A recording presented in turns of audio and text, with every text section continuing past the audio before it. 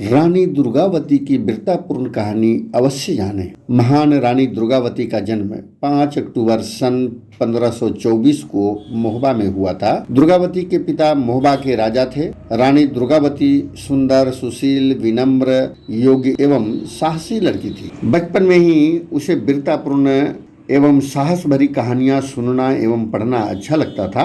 पढ़ाई के साथ साथ दुर्गावती ने घोड़े पर चढ़ना, घुड़सवारी, तीर चलाना, तलवारबाजी चलाना अच्छी तरह से सीख लिया था। शिकार खेलना उनका शौक था। वे अपने पिता के साथ शिकार खेलने जाया करती थी। पिता के साथ शासन का कार्य भी देखा करती थी। दुर्गावती और गढ़मंडल के राजा दलपत शाह का विवाह हुआ था।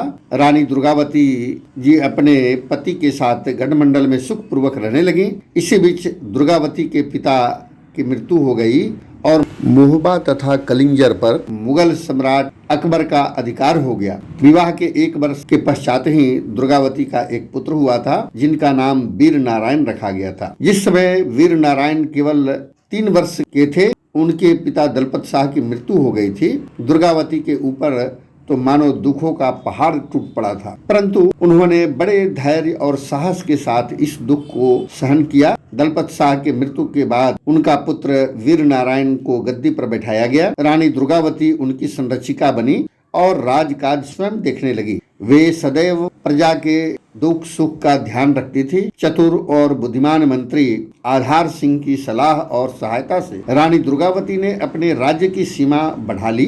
राज्य के साथ साथ उसने सुसज्जित अस्थायी सेना भी बनाई और अपनी वीरता, उदारता, चतुराई और राजनीतिक एकता स्थापित की। गोंडवाना राज्य शक्तिशाली और संपन्न राज्यों में गिना जाने लगा। रानी दुर्गावती की योग्यता एवं वीरता की प्रशंसा अकबर ने सुनी।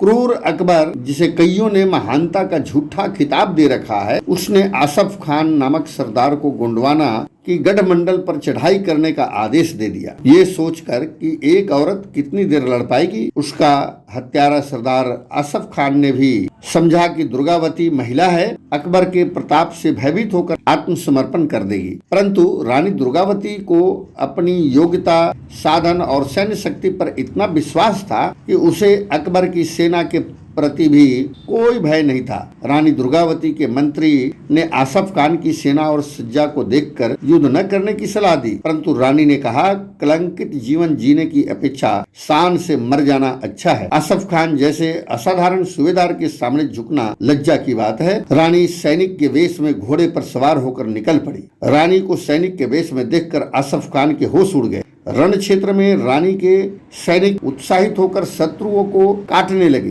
रानी भी शत्रुओं पर टूट पड़ी। देखते ही देखते दुश्मनों की सेना मैदान छोड़कर भाग निकली। आसफ खान बड़ी कठिनाई से अपने प्राण बचाने में सफल हुआ। आसफ खान की बुरी तरह हार सुनकर अकबर बहुत क्रोधित हुआ और अपनी क्रूरता की हदें लांघता हुआ 1.5 वर्ष बाद उसने पुनः आसफ खान को गढ़मंडल पर आक्रमण करने भेजा। रानी तथा आसफ खान के बीच घमासान युद्ध हुआ।